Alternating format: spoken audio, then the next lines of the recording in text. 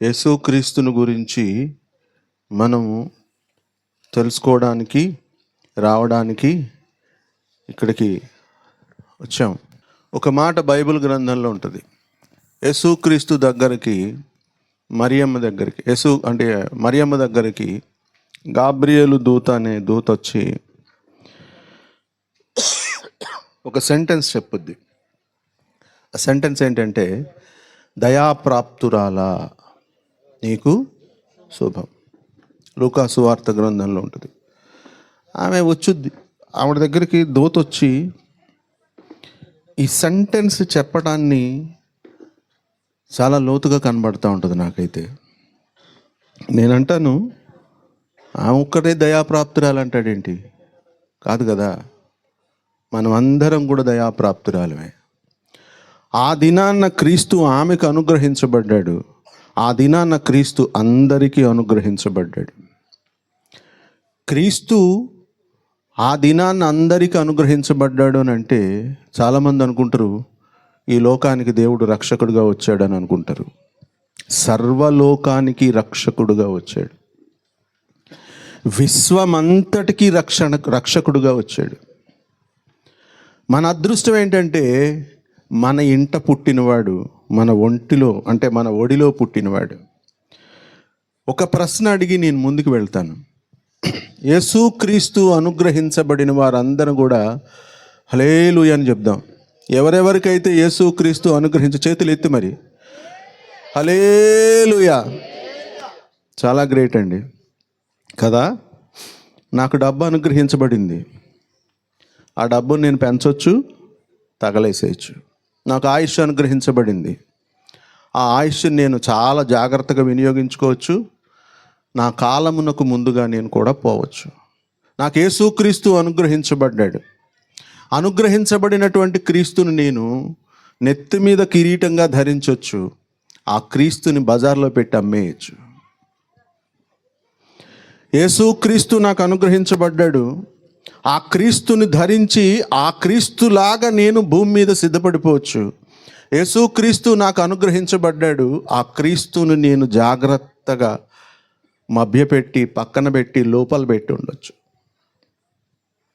అనుగ్రహించబడినటువంటి క్రీస్తు ప్రతి వ్యక్తి మీద దయ చూపి ఆ దయను బట్టి ఆ క్రీస్తు మీ హృదయంలోనికి, మీ జీవితంలోనికి, మీ కుటుంబంలోనికి, మీ సంఘంలోనికి వచ్చాడు. ఆ క్రీస్తు యొక్క సారూప్యము ఎంతమందిలో ఫుల్ఫిల్ అవుతుందనేది మాత్రం ఎవరికి వాళ్ళు సమాధానం చెప్పాల్సిందే. నాకు క్రీస్తు అనుగ్రహించబడ్డాడు అంటే మరియమ్మ కూడా క్రీస్తు అనుగ్రహించబడ్డాడు. మరియమ్మకి క్రీస్తు అనుగ్రహించబడినది మొదలుకొని నిందలు పడి కష్టాలు పడి ఆమె ఆ యేసుక్రీస్తుని తీసుకుని మందిరంలోకి వెళ్ళి బోధించినప్పుడు ఉన్నది. ఆమె యేసుక్రీస్తు అప్పగించబడుతున్నప్పుడు ఉంది. యేసుక్రీస్తు తిరిగి లేచినప్పుడు ఉంది. యేసుక్రీస్తుని సిలువ వేస్తున్నప్పుడు పక్కనే ఉంది. యేసుక్రీస్తు ఆరోహణమవుతున్నప్పుడు కూడా పక్కనే ఉంది. అయితే అట్లాగా అనుగ్రహించబడినటువంటి మనము క్రీస్తుతో ఎక్కడున్నాము అనేది మాత్రం ప్రశ్న వేసుకోండి. అనుగ్రహించబడినటువంటి క్రీస్తుతో నువ్వెక్కడున్నావు అనేది ప్రశ్న వేసుకోండి. ఎందుకంటే నాకు 25 ఏళ్ళు 30 ఏళ్ళు దగ్గర దేవుణ్ణి నేను అనుసరిస్తూ ఉన్నాను.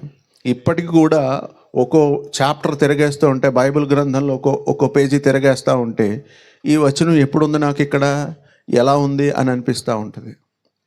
ఇంకా ఎందుకు తెలుసుకోలేకపోయినా ఈ వచనం అనిపిస్తూ ఉంటుంది. యేసుక్రీస్తు ఆ దైవజనుల ద్వారా మనతో మాట్లాడుతూ ఉన్నప్పుడు ఈ విషయం నేను కరెక్ట్ చేసుకోవాల్సి ఉందే అనిపిస్తూ ఉంటుంది. యేసుక్రీస్తు ప్రవక్త ద్వారా మాట్లాడుతూ ఉన్నప్పుడు అవును కదా, ఈ విషయాన్ని నేను మర్చిపోయినట్టున్నాను అనిపిస్తూ ఉంటుంది. అంటే తీర్చిదిద్దబడవలసినటువంటి సారూప్యము చాలా ఉన్నది అని అర్థం అన్నమాట. వాడికి పెళ్లి వస్త్రం అనుగ్రహించబడింది, కానీ ఆ పెళ్లి వస్త్రాన్ని వాడు సరిగా కాపాడుకోలేకపోయాడో మర్చిపోయాడో.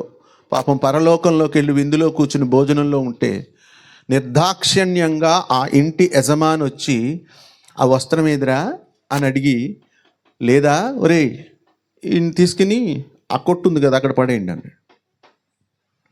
యేసుక్రీస్తు నీకు ఎంత ఫ్రెండ్ అవుతున్నాడో, ఎంత తండ్రి అవుతున్నాడో, ఎంత భర్త అవుతున్నాడో, ఎంత బాధ్యత వహించినటువంటి శక్తి అవుతున్నాడో అనేది నీ రిలేషన్ మీదనే ఆధారపడి ఉంటుంది. నేను అమ్మేసి వచ్చి ఇక్కడ క్రీస్తుని బజార్లో పెట్టి ఎవడేమో అడ్డు చెప్పడు. నేను క్రీస్తుని నా పక్కనే పెట్టుకుని పక్కకు వచ్చి చాలా అసహ్యంగా ప్రవర్తించవచ్చు, నన్ను ఎవడో అడ్డుకోరు. క్రీస్తుని నేను నమ్ముకుని, అంటే క్రీస్తు నాలో అనుగ్రహించబడిన తర్వాత కూడా నేను చక్కగా నాకు నచ్చిన పని చేయొచ్చు, ఎవరు నన్ను అడ్డుకోరు. కానీ ఇదే క్రీస్తుని తీసుకుని పరలోకంలోనికి నీవు వెళ్ళాలి. ఇదే వస్త్రం తీసుకుని పరలోకంలో విందుకు నువ్వు వెళ్ళాలి. వాళ్ళ వస్త్రాలు ఎలా ఉన్నాయంటే ఉతుక్కుని ఉన్నాయట. వీడి వస్త్రం ఏదయ్యా అంటే లేదు, పడేసుకున్నాడు, ఎక్కడో తాకట పెట్టేశాడు, దేనికో ఎక్కడో దాన్ని పోగొట్టేసుకున్నాడు. నాకు అనుగ్రహించబడ్డాడుగా క్రీస్తు, మరి నేను ఎలాగన్నాను? ఇది ప్రశ్న వేసుకోవాల్సిన విషయం. క్రిస్మస్లు నేను చేస్తున్నాను, మీరు చేస్తున్నారు, అందరూ చేస్తున్నారు, తప్పేం కాదు. ఎందుకంటే జన్మదినం. ఈ రోజున క్రీస్తు నాకు పుట్టాడని నేను చేసుకునే సెలబ్రేషన్ ఇది. క్రీస్తు కుమారుడుగా నాకు అనుగ్రహించబడ్డాడు అని నేను చేసుకునే సెలబ్రేషన్. ఎప్పటికీ క్రీస్తు కొంతమంది ఒళ్ళో చంటి పిల్లోళ్ళ ఉంటాడు, కొంతమంది ఇంట్లో చిన్నపిల్లోళ్ళ ఉంటాడు, కొంతమంది జీవితంలో కుమారుడిలా ఉంటాడు, కొంతమంది జీవితంలో తండ్రిలా ఉంటాడు, కొంతమంది జీవితంలో గురువులా ఉంటాడు, కొంతమంది జీవితంలో సైన్యములకు అధిపతియగు యెహోవాలా ఉంటాడు. ఎదిగాడా లేదా క్రీస్తు? నాలో ఎంత ఎదుగుతున్నాడు క్రీస్తు అనేది నాకు ఆయనకి సంబంధించినటువంటి భక్తి జీవితం. నీకు అనుగ్రహించబడ్డాడుగా, నీవు ఆయనతో ఎంత ఎదిగావు, లేకపోతే నీలో ఆయన ఎంత ఎదిగాడు, ఇది మర్చిపోకండి సుమా. ఎందుకంటే ఇది పరలోకంలో మీరు చూపించవలసిన పెండ్లి వస్త్రం. ఇదిగో నాకు అనుగ్రహించబడిన క్రీస్తు, ఎంత పరిశుద్ధంగా నేను దేవునితో ఉన్నాను అని చూపించుకోవలసినటువంటి క్రీస్తు. దయ ప్రాప్తించింది కాబట్టి ఆ దయను బట్టి క్రీస్తు ఈ రోజున లోకంలోనికి అందరికి ఇంటికి వెళ్తున్నాడు. ఇష్టం వచ్చినోడు స్వీకరిస్తున్నాడు, నచ్చనోడు కించపరిచి మాట్లాడుతూ ఉన్నాడు. స్వీకరించినోడేమో దాని విలువ తెలియక దాన్ని చాలా సరిగా ఉపయోగించుకోలేకపోతున్నాడు.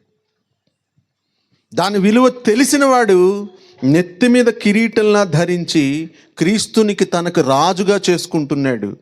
నచ్చిన వ్యక్తి, అంటే దేవుణ్ణి తెలుసుకున్నటువంటి వ్యక్తి ఆ సుందరి వలె, షారోను ఆ పొలములో పూయబడిన పుష్పము వలె దేవుణ్ణి అట్లాగా చూపించగలుగుతూ ఉందామె, షూలమ్మితిలాగా. ఎవరి క్యారెక్టర్ ఇక్కడ బైబిల్లో ప్రతి క్యారెక్టర్ కనబడుతూ ఉంటుంది. ఆ షూలమ్మితి క్యారెక్టర్ కనబడుతూ ఉంటుంది. నాకు అక్కడ షూలమ్మితి కనబడదు, నేను కనబడుతూ ఉంటాను.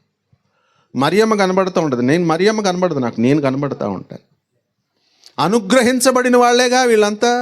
అనుగ్రహించబడిన వాళ్ళు ఒక్కొక్క స్ట్రక్చర్లో క్రీస్తుని చూపిస్తూ వెళ్ళిపోతూ ఉంటారు బైబిల్ గ్రంథంలో. నేనంట, నువ్వు ఎలాగ పరిచయం చేస్తావు నీ యొక్క పుస్తకంలో దేవుణ్ణి అంట. నేను రాజుగా పరిచయం చేయొచ్చు, పెండ్లి కుమారుడిగా పరిచయం చేయొచ్చు, దేవాది దేవునిగా పరిచయం చేయొచ్చు, క్రీస్తు నాకు రక్షకుడిగా పరిచయం చేయొచ్చు, విశ్వమంతటికి విమోచకుడిగా పరిచయం చేయొచ్చు. అది నా బంధాన్ని బట్టి, క్రీస్తు నాలో పుట్టినటువంటి ఆ పుట్టుకను నేను పెంచుకుంటూ క్రీస్తుని అలా అలా ఎదుగుతూ సాకుతూ స్నేహం చేస్తూ చేసేటటువంటి భక్తి బంధాన్ని బట్టి ఉంటుంది.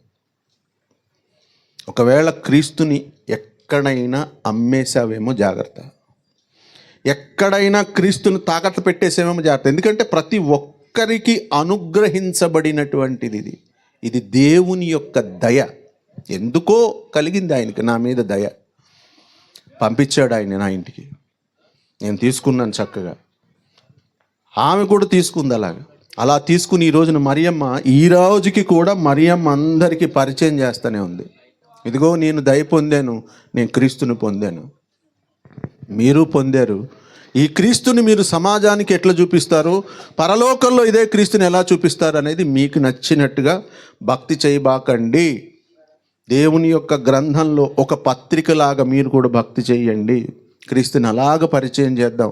పరలోకంలో రారాజు దగ్గరికి వెళ్ళేటప్పుడు పెండ్లి కుమారుడు ఇదిగో నా పక్కనే ఉన్నాడయ్యా అని చెప్పి పరిగెడదాం. అట్టి కృప పరిశుద్ధాత్ముడు మనకందరికి అనుగ్రహించునుగాక. ఆమేన్.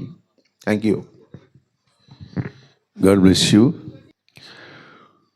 ప్రభునందు నాకు అత్యంత మిక్కిలి ప్రియమైనటువంటి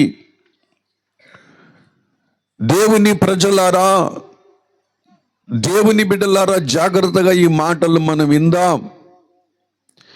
యేసు ప్రభువు రాకడ దినాల్లో ఉన్నాం. కానీ యేసు ప్రభు పుట్టిన రోజుల గురించి జరుపుకుంటూ ఉంటున్నాం. ఒక పక్కన సంతోషం, ఒక ప్రక్కన వేదన, ఒక ప్రక్కన భయం, ఇవన్నీ కలుగుతూ ఉంటున్నాయి. ఈ సృష్టిలో పరిస్థితులు చూస్తే యేసు ప్రభు రాకడ సమీపంగా ఉన్నది. చరిత్ర చెబుతూ ఉంటున్నది, లోక భవిష్యత్ చెబుతూ ఉంటున్నది.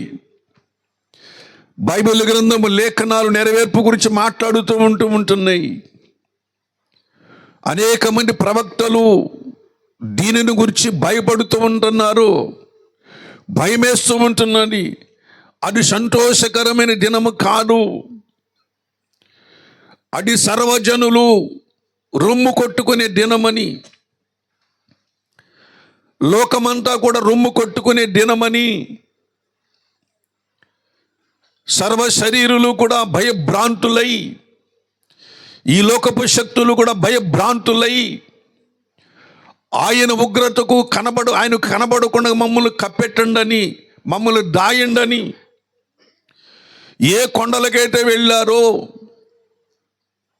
వేటిని ఆశ్రయించారో వాటన్నిటి దగ్గరికి వెళ్ళి వీళ్ళు అడుగుతారట.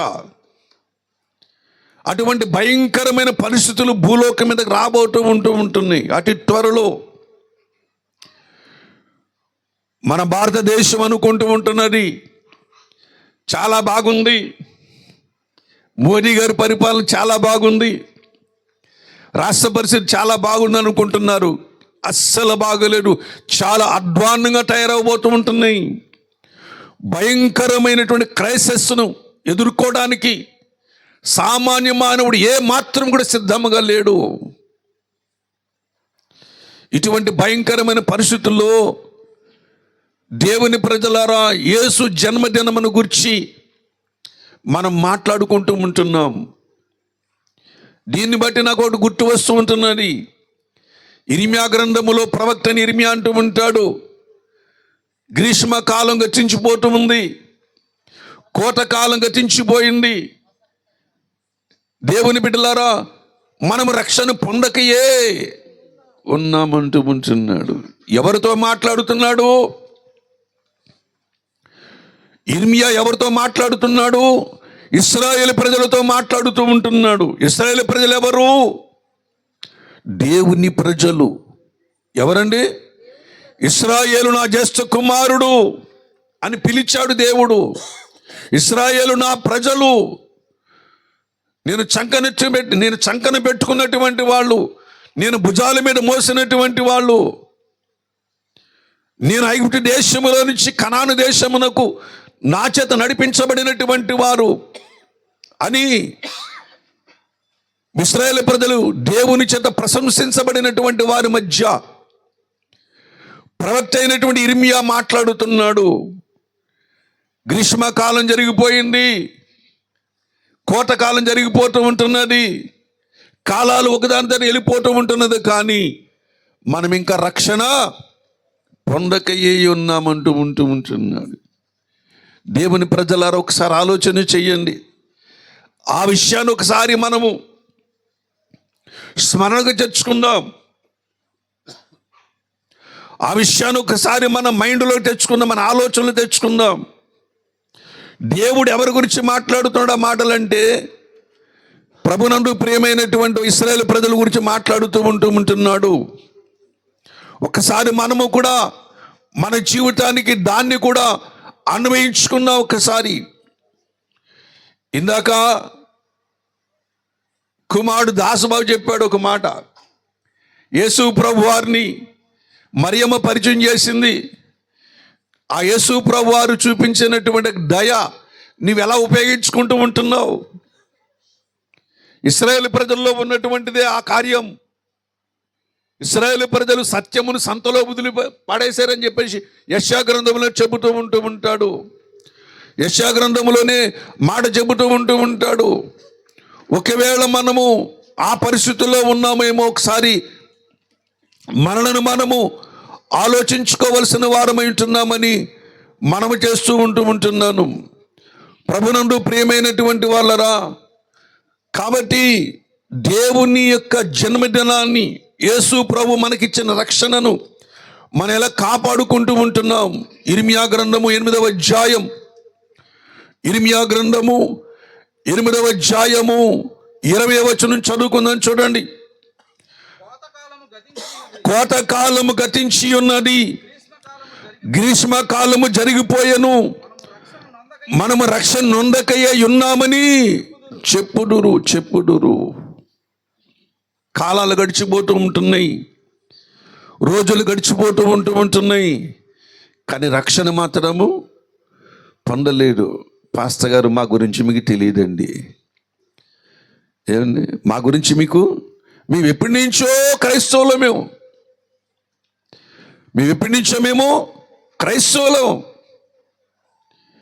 ప్రతి విషయంలో కూడా మేము ముందుంటాం, సంఘములో ముందుంటాం, పాటల్లో ముందుంటాం, అన్నిటిలోనూ ముందుంటాం. మీకు తెలియదేమో, మేము కూడా క్రిస్మస్లు అనేకమని చేస్తూ ఉంటాం. దేవుడు మా దేవుడు, యేసుప్రభు ఎవరు? మా దేవుడు. మా దగ్గర నుంచే మీ దగ్గరకు వచ్చాడు. నిజమే, ఈ మాట ఒప్పుకుంటాను, ఖచ్చితంగా 100% ఒప్పుకుంటాను. మీ దగ్గర నుంచే మా దగ్గరకు వచ్చాడు, మేము స్వీకరించాం.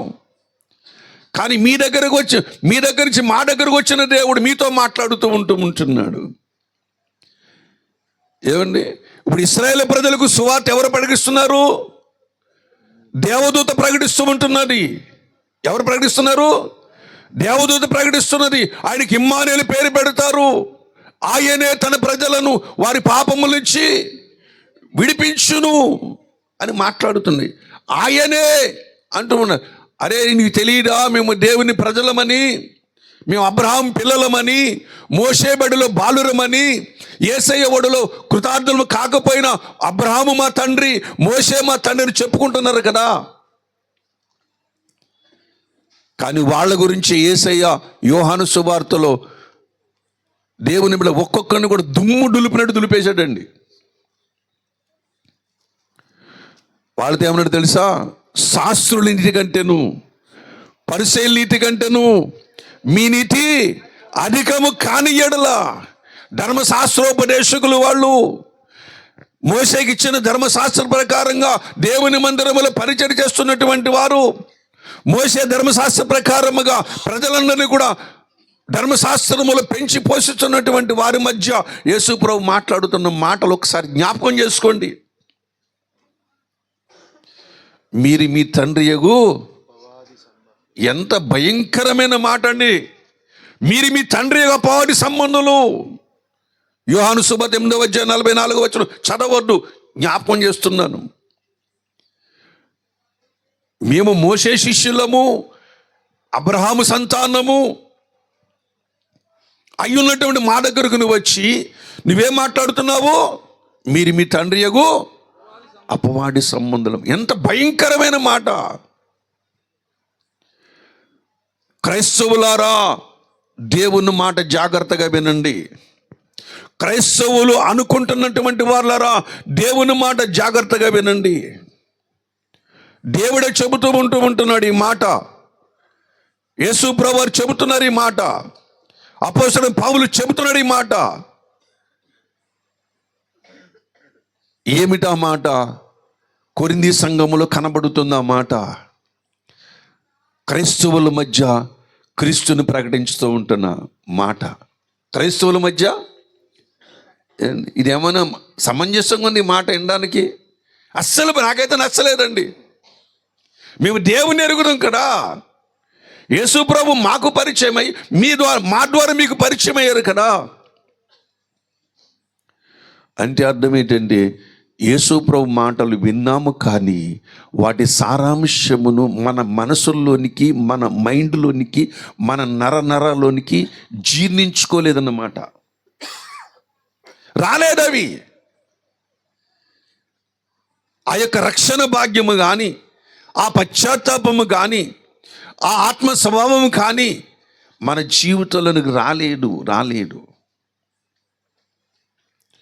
అందుకనే కొరింథీ సంఘంతో పౌలు ఏమైనా మాట్లాడుతున్నాడు చూడండి. 1 కొరింథీ రాసిన పత్రిక 2వ అధ్యాయం 6వ వచనం చదువుకుని త్వరగా సహాయం చేయండి. పరిపూర్ణులైన వారి మధ్య చాలైనా పౌలు ఏమంటున్నాడు ఇక్కడ? పరిపూర్ణులైన వారి మధ్య జ్ఞానమును బోధించుచున్నామంటూ ఉంటున్నాడు. ఎవరు వీళ్ళు? కొరింథీ సంఘములో ఉన్నటువంటి వాళ్ళు వీళ్ళెవరు వీళ్ళు? పరిపూర్ణులు అంటే అర్థం ఏంటి? ఒకళ్ళకి బోధించవలసిన వారే కానీ ఒకళ్ళ చేత బోధించుకోవలసిన అవసరం లేనటువంటి వారు. ఒకళ్ళకి బుద్ధి చెప్పవలసిన వారే కానీ ఒకళ్ళ చేత బుద్ధులు శుద్ధులు చెప్పించుకోవలసిన వారు కాదు. వీళ్ళ గురించి ఏమనంటే భక్తిలో, విశ్వాసం, అన్ని విషయాల్లో కూడా పరిపూర్ణులైనట్టుగా మాట్లాడుతున్నాడు ఇక్కడ అపోస్తలుడైన పౌలు కొరింథీ సంఘంతో మాట్లాడుతూ ఉన్నాడు పరిశుద్ధాత్మ ద్వారా. 1 కొరింథీ రాసిన పత్రిక 1వ అధ్యాయము 2వ వచనం చదువుకుందాం చూడండి. కొరింథీలోనున్న దేవుని సంఘమునకు అనగా క్రీస్తు యేసునందు పరిశుద్ధపరచబడిన వారై పరిశుద్ధులుగా ఉండుటకు పిలువబడిన వారికి, మనకు ప్రభువుగా ఉన్న మన ప్రభువైన యేసుక్రీస్తు నామమున ప్రతి స్థలములో ప్రార్థించే వారందరికీ శుభమని చెప్పి రాయనండి. మొట్టమొదటి ఎంతగా ఇచ్చించాడు చూడండి. కానీ 2వ అధ్యాయం ఏమన్నాడు ఇక్కడ? పరిపూర్ణులైన వారి మధ్య జ్ఞానమును బోధిస్తూ ఉంటుంది. ఎందుకు జ్ఞానం బోధించవలసింది? రక్షణ పొందిన వాళ్ళే, వీళ్ళు నమ్మి బాప్తిస్మము పొందినటువంటి వాళ్ళే. ఏమండి? వీళ్ళు జ్ఞానులు కాదా? జ్ఞానులే. యేసు ప్రభుని జ్ఞానులు ఆరాధించడానికి వచ్చినప్పుడు ఇంచుమించు దాదాపు చరిత్రకారులు చెబుతూ ఉంటున్నారు 2 సంవత్సరాల పైనే ప్రయాణం చేసుకుంటూ వచ్చారు. దేన్ని చూసి? నక్షత్రమును చూసి.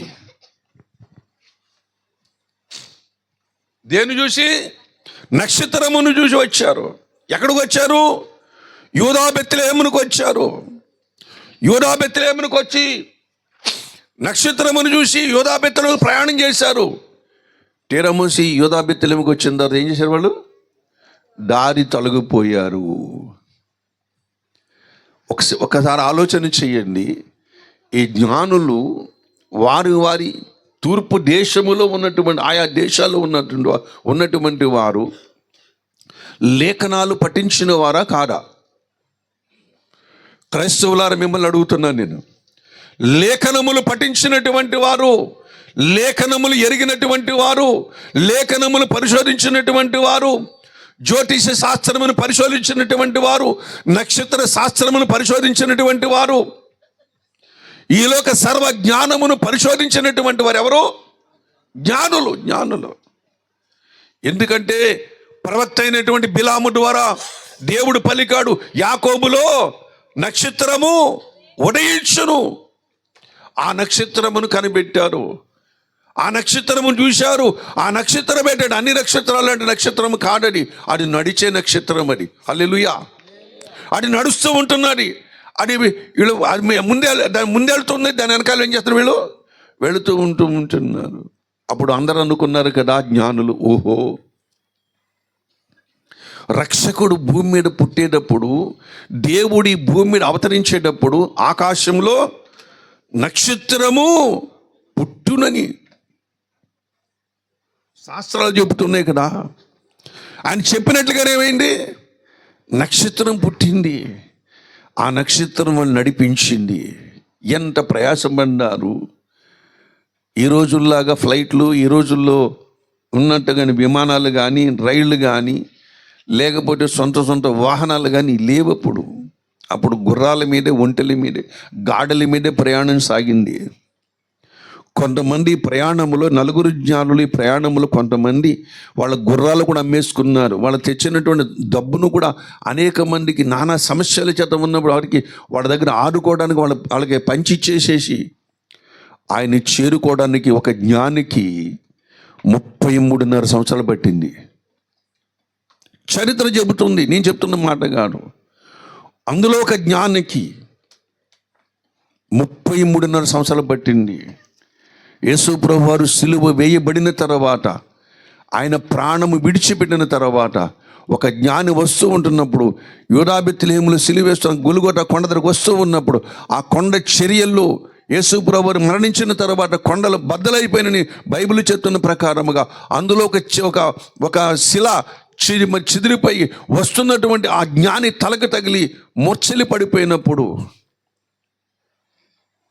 ఆ జ్ఞాని దగ్గరికి యేసయ్య వచ్చాడట. యేసయ్య వచ్చి, బాబు ఎక్కడికి వస్తున్నావు అంటే, యూదా బెత్లెహేములో పుట్టినటువంటి నజరుడైన యేసు కోసం వస్తున్నాను. ఆయన పుట్టినప్పుడు నక్షత్రం ఆకాశంలో పుట్టింది. ఆ నక్షత్రమును చూసుకుంటూ వస్తూ ఉన్నప్పుడు దారిలో ఎన్నో శ్రమలు కలిగాయి, ఆయన చూడలేకపోయానని చెప్పేసి ఆ జ్ఞాని అన్నప్పుడు యేసు ప్రభువారు అన్నారంట, పక్కన ఉంది, నేనే. హల్లెలూయా. ఆనందంగా యేసే ఒడిలో అంటే యేసు ప్రభువారిని చూడడానికి ఇన్ని సంవత్సరాల ప్రయాణం పట్టింది కదా. ఇన్ని సంవత్సరాలు కూడా నక్షత్రాన్ని చూసి నడిచిన వెళ్ళిన వారు యూదా బెత్లెహేముకి వెళ్ళిన తర్వాత యూదా బెత్లెహేముకి వెళ్ళిన తర్వాత తప్పిపోయారు. వాళ్ళు ఎక్కడికి వెళ్ళారు? వాళ్ళు రాజుగా పుట్టాలంటే ఎక్కడ పుడతాడు? రాజవంశంలో పుట్టాలి. రాజు కడుపును రాజే పుడతాడు. కాబట్టి రాజవంశంలోకి వెళ్ళారు వాళ్ళు. నక్షత్రం బయట నిలబడిపోయింది. ప్రభునందు ప్రియమైన వాళ్ళ వాళ్ళ సొంత ఆలోచనలు బట్టి దేవుని కార్యాలను బేరీజు వేయటం ద్వారా దేవుని బిడ్డలారా 2 సంవత్సరాల లోపు పిల్లలందరూ కూడా చంపబడ్డారు. నిర్దాక్షిణ్యంగా, హేరోదు నిర్దాక్షిణ్యంగా చంపబడ్డారు. ఎవరు చేసిన తప్పని? వాళ్ళకి లేఖనం తెలియదా? వాళ్ళకి లేఖనాలు తెలియదా? తెలుసు. ప్రవచనాలు తెలియదా? వాళ్ళకి తెలుసు. వాక్యము తెలియదా? వాళ్ళకి తెలుసు. శాస్త్రము తెలియదా? తెలుసు. అన్నీ తెలుసు వాళ్ళకి. దేవుని బిడ్డలారా, ఇక్కడ కొరింథీ సంఘాన్ని కూడా అన్నీ తెలుసు. కానీ వాళ్ళ జీవిత పరిస్థితి ఎలా ఉంది తెలుసా? వాళ్ళ స్వభావాలు మారలేదు. వాళ్ళ స్వభావాలు మారలేడు. ప్రభునందు ప్రియమైన వాళ్ళ, నేను చెప్పను కానీ ఇంటికి వెళ్ళిన తర్వాత వాళ్ళ స్వభావాలు ఎలాగోనే మీరు ఆలోచన చెయ్యండి. పరిశుద్ధులుగా ఉండడానికి పిలువబడిన వారు, పరిశుద్ధపరచబడడానికి పిలువబడినటువంటి వారు, యేసు ప్రభుని సొంత రక్షణ అంగీకరించినటువంటి వారు, పరిపూర్ణమైన వారి మధ్య జ్ఞానమును బోధిస్తున్న పౌలు, అదే పౌలు 6వ అధ్యాయములో వాళ్ళ యొక్క జీవన నీచ నికృష్ట స్థితిని గురించి మాట్లాడుతూ ఉంటాడు. భయం వేస్తూ ఉంటుంది పత్రికలు చదువుతున్నప్పుడు. ఎందుకొరకు పత్రికలు అంటే, నువ్వు యేసుప్రభు నమ్మిన తర్వాత, యేసుప్రభు దగ్గరకు వచ్చిన తర్వాత నీ స్వభావం మారకపోతే, నీ బుద్ధి మారకపోతే, యేసుప్రభుని నమ్ముకోవడం వల్ల ప్రయోజనం ఏముంది? ఏమండి? యేసుప్రభుని నమ్ముకోవడం వల్ల ప్రయోజనం ఏముంది? అన్యుడు నమ్ముకుంటున్నాడు ఒక విగ్రహాన్ని, నీవు కూడా అలాగే నమ్ముకుంటున్న ఒక పేరుని. దేవుని బిడ్డలారా, మన స్వభావం మారితేనే కానీ, మన జీవితమును దేవునికి అనుకూలముగా మలుచుకుంటేనే కానీ, దేవుని బిడ్డలారా, ఆ సత్య స్వభావం మనలోనికి రావాలి. లేకపోతే యేసుప్రభుని నమ్ముకొని నువ్వు ఎన్ని కార్యక్రమాలు చేసినా సరే శుద్ధ దండగా. అందుకని పౌలు చెబుతూ ఉంటున్నాడు, చెప్పిన మాట మర్చిపోకండి. ఇంటికి వెళ్ళిన తర్వాత 1 కొరింథీ రాసిన పత్రిక 6వ అధ్యాయం చదువుకోండి. ఒక్కసారి ఈ సేవకుడు చెబుతున్న మాటను కూడా ధ్యానము చేసుకోండి. రోమాపత్రికలు అంటూ ఉంటాడు, 2వ అధ్యాయం 28వ వచనం. రోమాపత్రిక 2వ అధ్యాయం 28వ వచనం. బాహ్యమునకు యూదుడైన వాడు యూదుడు కాడు. చాలండి. బాహ్యమునకు యూదుడైన వాడు యూదుడు కాడు. ఎవరితో మాట్లాడుతున్న ఈ మాట? యూదులతోనే మాట్లాడుతున్నాడు. ఎవరు? అపోస్తలుడైన పౌలు. మరి యూదులు కోపం రాదా? క్రైస్తవుల దగ్గరకు వచ్చి మీరు క్రైస్తవులు కాదంటే మీరు నా మీద కోప్పడరా? ఖచ్చితంగా కోప్పడతారు. మీ కోపంతో నాకు అవసరం లేదు, దేవుని మాటతోనే నాకు అవసరం. హల్లెలూయా. దేవుని బిడ్డలారా, మీరు నా మీద కోప్పడండి, నన్ను చిరాకు పడండి, నన్ను తీసవతల పారేయండి, ఏం పర్వాలేదు, నాకేం నష్టం కాదు. కానీ ఒకసారి ఆలోచన చెయ్యండి. నీవు బాహ్యమునకు క్రైస్తవుడువా, లేక అంతరంగ క్రైస్తవుడువా, అంతరంగ స్వభావమును కడగబడినటువంటి క్రైస్తవురాలుగా ఉన్నావా? యేసుప్రభు పుట్టింది బాగు చేయడానికే కదా. యేసుప్రభు పుట్టింది బాగు చేయడానికే కదా. ఇందాక దాసబాబు చెప్పాడు ఒక మాట, వాళ్ళ వస్త్రములట ఏం చేశారు? వాళ్ళు వస్త్రములు అయ్యయ్యో, వాళ్ళు వస్త్రం ఏం చేశారట? ఇక్కడి నుంచి వస్తున్న సంబంధం అక్కడి నుంచి రావట్లేదు నాకు. ఉతుక్కున్నారట. అంటే వస్త్రాలకు ఏమైందంటమాట? దేవుడు వస్త్రాలు ఇస్తే మంచి ఇస్తాడా, చెడ్డ ఇస్తాడా? క్రిస్మస్కి మీ పిల్లలకు మంచి వస్త్రాలు కొంటారా, లేకపోతే చిరిగిపోయిన బట్టలు కొంటారా? ఏమండి, నాణ్యం కలిగిన కొంటారా, లేకపోతే ఏదో చింపిరిలైన కొంటారా? ఏమండి, నా పిల్లవాడు, నా కుమారుడు, నా కుమార్తె, నేను, నా భార్య, నా భర్త అందరిలో గుర్తించబడాలంటే వెరైటీ వస్త్రం కావాలి. ఒకళ్ళు కొనుక్కున్న వస్త్రము. మీ పక్కన ఉన్న స్త్రీ ఒక మంచి చీర కొనుక్కుంది అనుకోండి, సేమ్ అటువంటి చీర కొనుక్కుంటారు మీరు వెళ్ళి? ఒకవేళ చీర నచ్చినా సరే, ఇది పలానా కొనేసుకున్నారు కాబట్టి నేను అస్సలే కట్టరండి, కొనరండి. దేవుడిచ్చిన వస్త్రాలన్నీ కూడా మంచివే కదా. రక్షణ వస్త్రం ఇచ్చాడు, ఉల్లాస వస్త్రం ఇచ్చాడు. దేవుని బిడ్డలారా, అనేకమైన వస్త్రాలు ఇచ్చాడు యెషయా గ్రంథములో. ఈ వస్త్రాలన్నీ కూడా మంచివే, కానీ వస్త్రాలు మనం ఏం చేసాం? మనం మురుగు చేసుకున్నాం. కొంతమంది అక్కర్లేదని పక్కన పెట్టేశాడు, కొంతమంది తీసుకెళ్ళి అడకెక్కించాడు, కొంతమంది బీరువాలో పెట్టి తాళం వేసేసారు. బీరువాలో పెట్టిన ప్రమాదమే. దానికి నెమ్మదిగా బూజు పడుతుంది, బూజు పట్టిన తర్వాత పురుగు పడుతుంది, పురుగు పట్టిన తర్వాత ఏం చేస్తుంది? అది మీ పట్టు చీరలో కానీ ఆ ఉండలు కానీ పెట్టకపోతే కొద్ది రోజులకి ఏమొస్తుంది? పురుగు వస్తుంది దాంట్లోనికి. వస్త్రం ఎలాగైతే పాతగిలిపోతాడో అలాగే విశ్వాసం కూడా ఏమవుతుంది? వస్త్రములు దేవుడు మంచివి ఇచ్చాడు, కానీ వాటిని ఉతుక్కోవడం మనకు చేత కావడం లేదు. దానికి కావలసిన డిటర్జెంట్ సబ్బు మన దగ్గర లేదు. దానికి కావలసిన డిటర్జెంట్ సబ్బు మన దగ్గర లేదు. దేవుని బిడ్డలారా, వస్త్రములు ఉతుక్కున్నారు వాళ్ళు.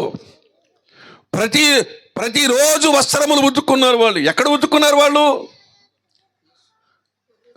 ద డిటర్జెంట్ సోప్, యేసుక్రీస్తు యొక్క రక్తము. హల్లెలూయా.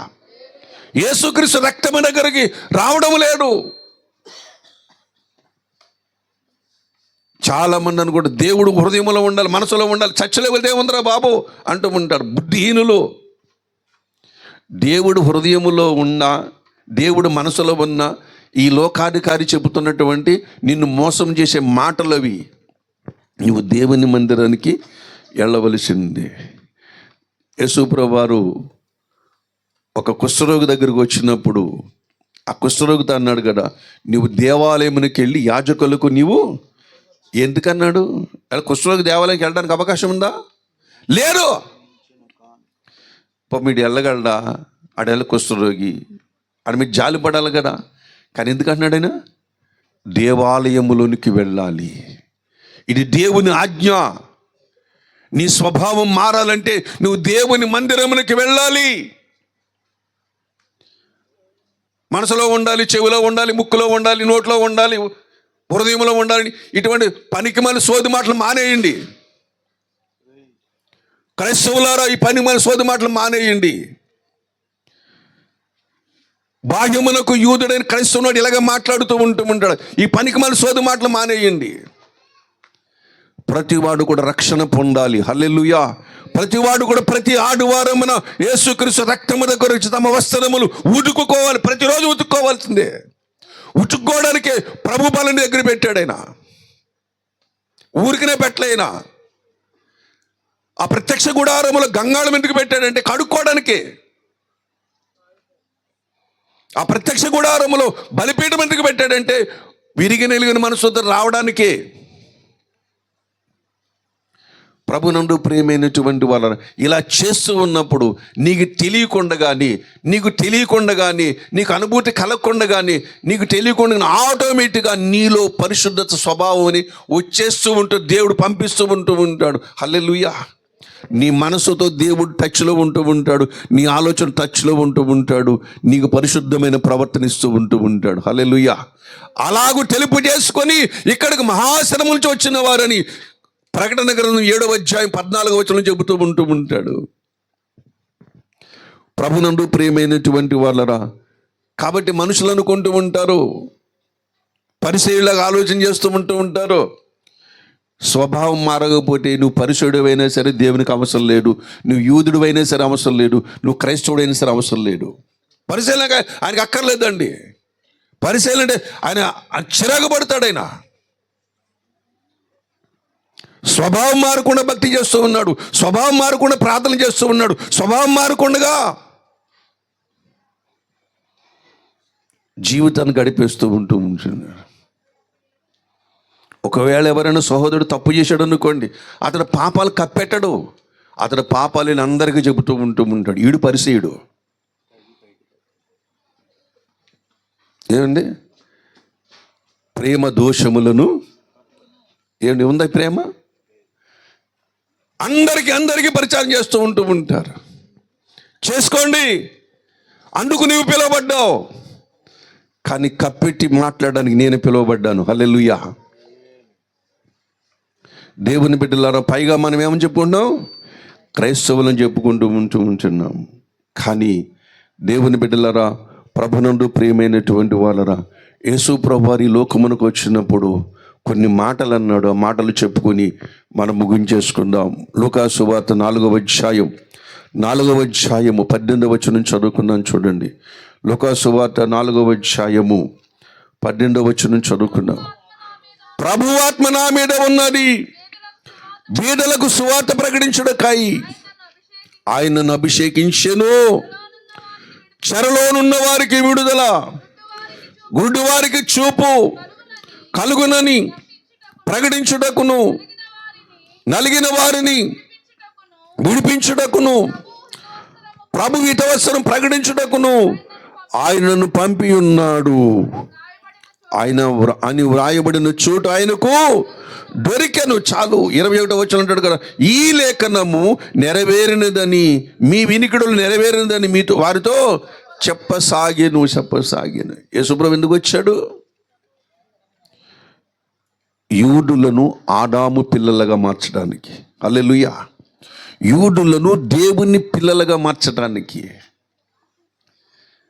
ఎంత శ్రమ పడ్డాడండి వీళ్ళ గురించి. నీ గురించి, నా గురించి ఎంత శ్రమ పడుతున్నాడండి. రోజు దినమెల్ల చేతులు చప్పిలుస్తూ ఉంటున్నాడండి. దేవుని బిడ్డలారా, నిజమైనటువంటి మారు మనసు, నిజమైన పశ్చాత్తాపం, నిజమైన బాప్టిజం మనం పొందకపోయినట్లయితే, దేవుని మాట వినకపోయినట్లయితే,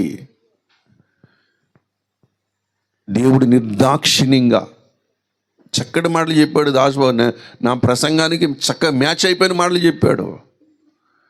వాడు పెండ్లి విందులోకి వచ్చేసాడు పాపం. వాడు ఎక్కడికి వచ్చేసాడు? పెళ్లి విందులోనికి వచ్చేసి అందరితో కలిసి భోజనం చేస్తున్నాడు. తీరామో యజమానుడు వచ్చామన్నాడు ఇక్కడికి, అరే చిలికాడా ఏమని పిలుస్తున్నాడు? మనమైతే ఏమని పిలుస్తాం? రే దుర్మార్గుడా, దుష్టుడా, పాపిష్టుడా, బతుకున్నంతకాలం నా మాట లేదు, నువ్వు ఇక్కడికి ఎందుకు వచ్చారా అంటాం మనం. కానీ యేసు ఏమంటాడు? చిలికాడా. అంటే స్వీట్ స్వరం అది ఏంది? ప్రభునందు ప్రేమైనటువంటి వాళ్ళ ప్రేమికుల మధ్యన ఉండవలసిన మాట అది. చిలికాడా అని పిలిచాడు. ఒకసారి వాడు చక్కగా సంతోషభరితుడైపోయాడు ఆ మాట పలంగానే. తర్వాత ముఖం అంతా మాడిపోయింది. పెండ్లి వస్త్రము లేకుండా నీవు ఇక్కడికి ఎలాగూ వచ్చిటివి అన్నప్పుడు ఏమన్నాడు వాడు? వాడు మౌనముగా ఉండిపోయాడు. వాడు ఎలా ఉండిపోయాడు? మౌనంగా ఉండిపోయాడు. మౌనంగా ఉండిపోయాడు. దేవుడిచ్చిన వస్త్రములు ధరించుకోకుండా, దేవుడిచ్చిన స్వభావం ధరించుకోకుండా,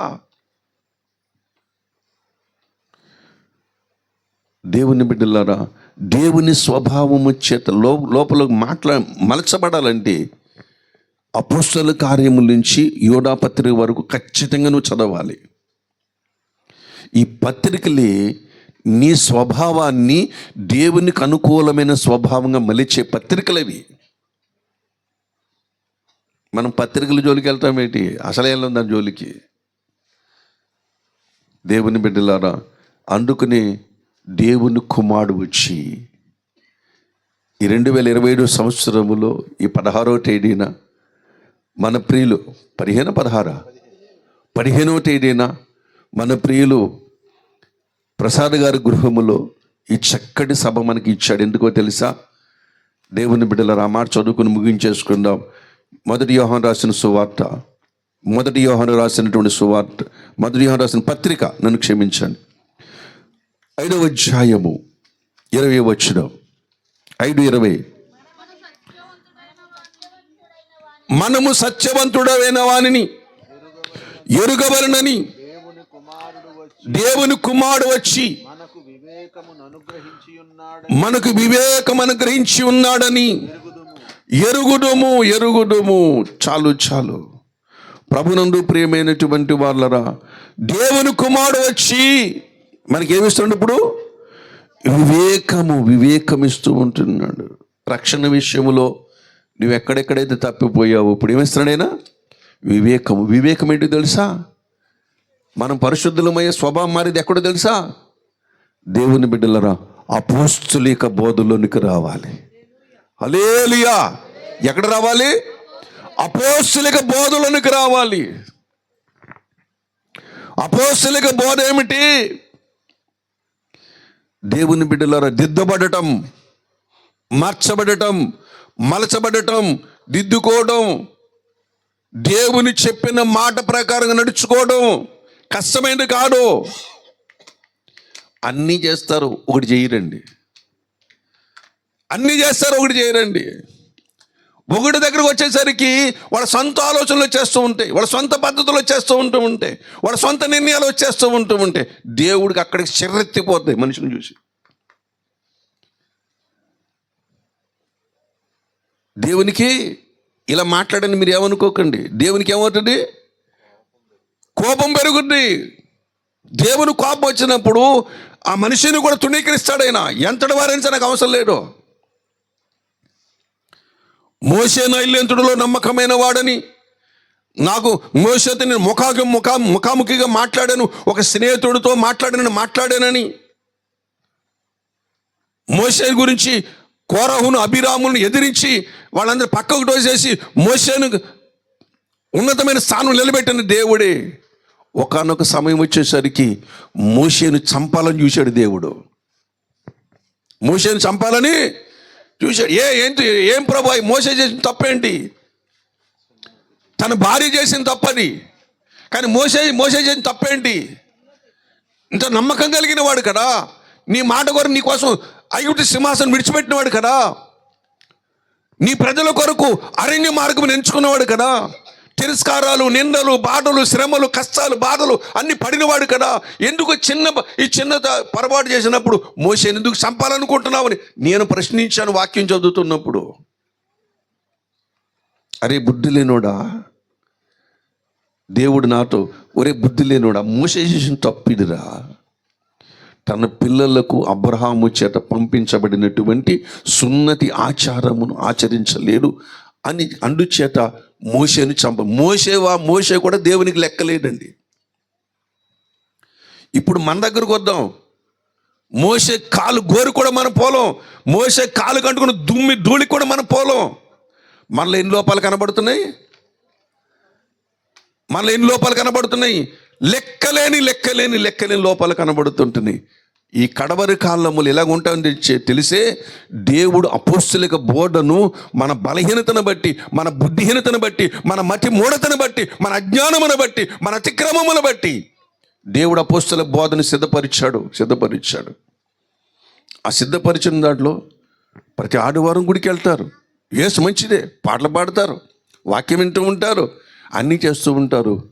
కానీ ప్రభు బల్లో పాలు పంపులు పొందరు. కొంతమంది పనికి మాలిన ఆలోచనలు వస్తుంటే సేవకులకి పనికి మాలిన ఆలోచనలు వస్తాయి. ఏంటి ఆలోచన తెలుసా? ప్రతి నెల కానీ వారానికి ఒకసారి కానీ సంఘానికి అందరికీ భోజనం పెడతారని. ఏం పెడతారు? సంఘాలకు అన్నిటికీ భోజనం పెడతారు. పలానా వాళ్ళండి భోజనం పెట్ట భలే విషయాన్ని అని భోజనం గురించి చెప్పుకుంటారు, కానీ ఆదివారం జరిగిన వాక్యం గురించి చెప్పుకోరే. ఇన్ని భోజనాలు పెడతారు, ప్రభు వాళ్ళు ఇవ్వడానికి ఎందుకు ఆలోచన చేస్తారు? ఎందుకు ఎవరు వారం ఎందుకు ఎవరు? బైబిల్ చెప్తుంది కదా. దేవుని మాట చిన్న మాట వినకపోతేనే మోషేను దేవుడు పీకబట్టుకున్నాడే. ఎందుకు చేయరు? అందుకనే దేవుడు అంటున్నాడు, వివేకం అనుగ్రహించడానికి వచ్చినవాడు ఎవరు?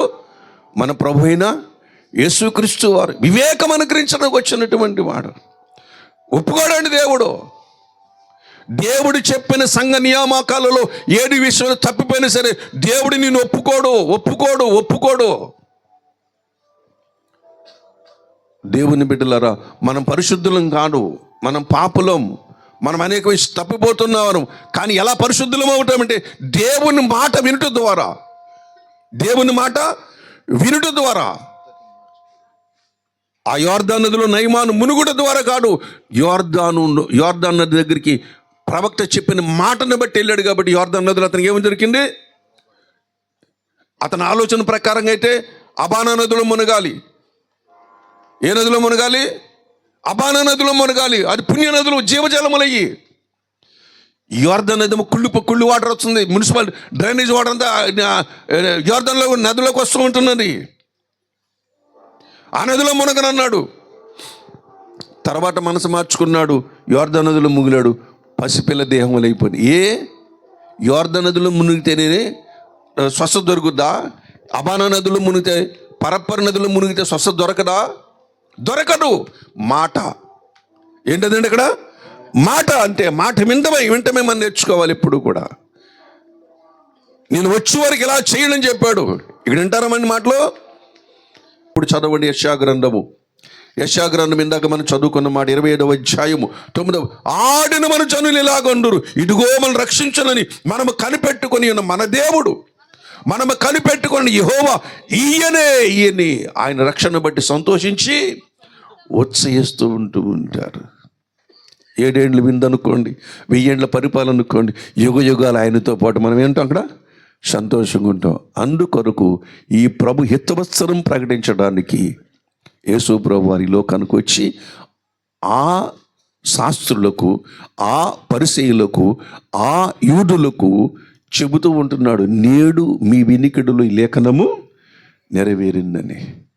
దేవుని బిడ్డలారా, క్రీస్తు బిడ్డవా, క్రైస్తవుడవా నువ్వు? ఒక ప్రశ్న. మీరు క్రీస్తుకు చెందినవారా, లేదా క్రైస్తవ్యానికి చెందినటువంటి వారా? దేవుని బిడ్డలారా, మనము క్రీస్తుకు చెందిన వారం. హల్లెలూయా. దేనికి చెందినవారు? క్రీస్తుకు చెందిన వారం. మాసిలోమణి గారు ఒక చక్కటి పాట రాశారు. గండికోట రాజుబాబు గారు కూడా చక్కటి పాట రాశారు. నిబంధన జనులు అని రాశాడు. ఎవరు? గండికోట రాజుబాబు గారు ఏమని రాశారు? నిబంధన జనులు అని రాశాడు. ఎంత మంచి చక్కటి ప్రాస అండి. మాసిలోమణి గారు ఏమని రాశారు? దేవుని వారసులం. ఏమని రాశాడండి? దేవుని వారసులం. భక్తుల దగ్గర నేర్చుకోవాలి, భక్తి మంది నేర్చుకోవాలండి. ఎవరి దగ్గర నేర్చుకోవాలి? భక్తుల దగ్గర నేర్చుకోవాలి. ఆ భక్తుల్లో నేర్చుకుని ధన్యులమవుదాము. నిజమైన క్రిస్మస్ త్వరలోనే మనం జరుపుకోబోతూ ఉంటున్నాం. అక్కడ ఎవరుంటారు? నీ ప్రభువును, నీ కొరకు పశుశాలలో పుట్టిన ప్రభువును కళ్ళతో చూస్తూ ఉంటాము. ఈ కళ్ళతోని చూస్తావో, ఈ చెవులతో నేను స్వరం వింటావు, ఈ నోటితో నేను ప్రభువుని స్తుతిస్తావు. ఆ కాలము త్వరగా వస్తూ ఉంటున్నది. కాబట్టి బోధ విషయములు సరి చేసుకోండి, మారు మనసు పొందండి. విశ్వాస విషయములు మారు మనసు పొందండి. స్వభావ విషయంలో మారు మనసు పొందండి. ఒక భక్తుడు పాట రాశాడు, క్రైస్తవులారా క్రైస్తవులారా, క్రైస్తవుల మీద క్రీస్తు బోలు నడవలేరు అంటాడేటి. అంటే ఎవరు మారు మనసు పొందాలి ఇప్పుడు? ఎస్, మనమే పొందాలి. ఈ మాట మనకి ఎలా ఉంటుంది? చాలా విడ్డూరంగా ఉంటుంది. కొంతమందికి ఏమో పుండి మీద కారం చల్లినట్టు ఉంటుంది. అసలే నేను ఇక్కడ రావడం కొంచెం ఈ దొమ్మేరసాలు చాలామందికి ఇష్టం ఉండదు. నిజమండి. నా గురించి పుంకాలుగా మాట్లాడుకుంటే ఎక్కడ శ్మశానంలో దేవుని బిడ్డలారా, దేవుని చిత్త ప్రకారం ఇక్కడికి వచ్చాను తప్ప ఏ మనుషుడు నన్ను ఇక్కడికి పంపలేడు. ఏ మనుషుడు నన్ను ఇక్కడికి పంపలేడు. దేవుడు పంపితేనే వచ్చాను ఇక్కడికి. మీరందరూ మారు మనసు పడి, మీరందరూ నా బంధువులే, నా రక్త సంబంధులే. దేవుని బిడ్డలారా, మీరందరూ కూడా క్రీస్తు యొక్క స్వభావములోనికి రావాలని నేను ప్రయాసపడుతూ ఉంటున్నాను. మీరు మహా మేధావులు, ఒక్కొక్కరిని కదిపినా సరే వేదాంతం మాట్లాడతారు. ఇక్కడ జనం అందరూ కూడా స్త్రీలతో సహా వేదాంతమే మాట్లాడతారు. వాళ్ళు వేదాంతం వింటే గుండె మరి పగిలిపోయినంత బాధ వస్తుంది, అంట ఆశ్చర్యం వేస్తుంది. కానీ వేదాంతుల మధ్య యేసుప్రభు మాట్లాడుతున్నాడు. వేదాంతుల మధ్య పరిపూర్ణమైన జ్ఞానుల మధ్య యేసుప్రభు మాట్లాడుతున్నాడు. పరిపూర్ణ జ్ఞానుల మధ్య పౌలు మాట్లాడుతున్నాడు.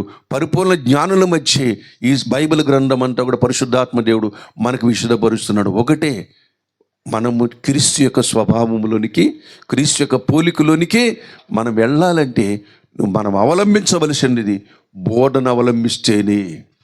యేసు ప్రభు నీ జీవితములో ఆయన యొక్క మాటలు సార్థకమవుతాయి. సార్థకమైన నీ జీవితము యుగయుగాలు ప్రభుతో ఉంటాము. కాబట్టి ప్రభువును ప్రతి వారు కూడా ఈ బోధలోనికి రండి, మీ బ్రతుకులు కాపాడుకోండి. దేవుడి మాటలు మన వెనుకలు దీవించునగాక. దైవజనులకు నా హృదయపూర్వక వందనాలు. అష్టమ్మ గారు కూడా నాకు వందనాలు చెల్లిస్తున్నాను. ప్రేమతో ఆహ్వానాన్ని మన్నించి వచ్చిన మీ అందరూ కూడా నా హృదయపూర్వక వందనాలు చెల్లిస్తున్నాను. అదేవిధంగా అందరికీ ప్రేమ విందు ఏర్పాటు చేయడం జరిగింది. అందరూ సంతోషంగా భోజనం చేసి వెళ్ళాలని ఆశిస్తున్నాను. అదేవిధంగా అనంతరం కుటుంబం కోసం ప్రార్థన చేస్తున్న సంఘంలో ఉన్న సభ్యులందరికీ నా హృదయపూర్వక వందనాలు. ఉదయం 4 గంటలకేంటి ప్రతి బుధవారం, అదేవిధంగా గురువారం, శనివారం అన్ని ప్రార్థనలోనూ తోడుకుంటున్న అందరికీ వందనాలు. అదేవిధంగా ఆత్మీయపరంగా మమ్మల్ని ఎంతగానో ప్రోత్సహిస్తున్న జ్యోతకు కూడా వందనాలు చెల్లిస్తున్నాను. యూత్ ఏ విధంగా ఉండాలి, ఏ విధంగా నడవాలని ప్రతిరోజు అక్క 9 గంటలకి అనేక కార్యక్రమాల ద్వారా ముందుకు నడిపిస్తుంది.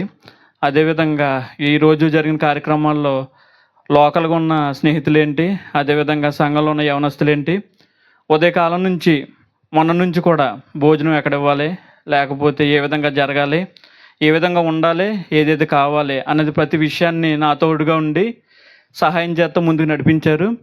ఎంత ఖర్చు అవుతుంది ఏంటి అన్నది కూడా ప్రతి విషయంలో నాకు తోడుకొని చెప్తూ ఉండేవారు. ఈ విధంగా ఉంది నాన్న అని చెప్పినప్పుడు నాన్న, అమ్మ కూడా అన్నయ్య, అక్క, బావగారు ఎంతగానో సహాయం చేశారు, అధికంగా సహాయం చేశారు. అదేవిధంగా ఆలోచన పరంగా కూడా సహాయం చేశారు. ఇవన్నీ జరగాలంటే మొట్టమొదటిగా ప్రార్థన కావాలని నిరంతరం ప్రార్థన చేస్తూనే ఉండేవారు. అందుకు దేవాదేవునికి వందనాలు చెల్లిస్తున్నాను. కరెంట్లోను, అదేవిధంగా వాతావరణంలోనూ, వచ్చిన వారు క్షేమంలోనూ అంతా సంతోషంగా జరిగింది. అందరూ కూడా కడుపునిగా తిని సంతోషంగా క్షేమంగా వెళ్ళాలని కోరుకుంటున్నాను. ఇటువంటి గొప్ప అవకాశాన్ని ఇచ్చినందుకు దైవజనులకు వందనాలు చెల్లిస్తూ సెలవు తీసుకుంటున్నాను.